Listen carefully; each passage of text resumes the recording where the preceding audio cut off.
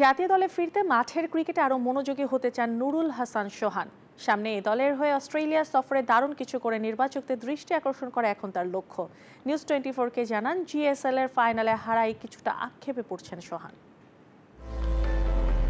গত কয়েক বছর ধরেই সাদা বলের ক্রিকেটে ধারাবাহিকভাবে পারফর্ম করে যাচ্ছেন নুরুল হাসান সোহান। ব্যাট হাতে দুর্দান্ত ইনিংস খেলার পাশাপাশি উইকেট কিপিং ও অধিনায়কত্ব দিয়েও সবার নজর কেড়েছেন তিনি। কদিন আগেই নিউজিল্যান্ড এ দলের বিপক্ষে বাংলাদেশ এ দলের হয়ে 4 দিনের ম্যাচে করেছেন সেঞ্চুরি, আর ওয়ানডে সিরিজে খেলেছেন ঝলমলে 112 রানের ইনিংস।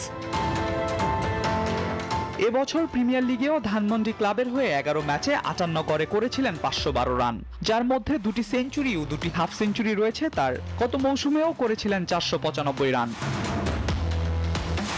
এমন পারফরম্যান্স আর পরিসংখ্যান সোহানের পক্ষে কথা বললেও সম্প্রতি শ্রীলঙ্কা ও পাকিস্তান সিরিজে দলে রাখা হয়নি তাকে। তবে এখনো দলে সুযোগ না হওয়ায় হতাশ নন তিনি। লাইফে আপনার এরকম সিচুয়েশন আসবে, আপস অ্যান্ড ডাউন থাকবে, অনেক কিছু হয়তো আপনি অনেক সময় যেটা চাবেন হয়তো পাবেন না, এটাই লাইফ।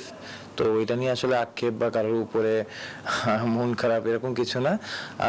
আল্লাহ আমার কপালে যেটা লিখে রাখছে ওইটাই হবে। সো যেটা বললাম যে যেখানে যখন থাকি নিজের সেরাটা দেওয়ার চেষ্টা করি, হয়তো কখনো হয় কখনো হয় না, বাট নিজের জায়গা থেকে 100% দেওয়ার চেষ্টা করি, এটাই।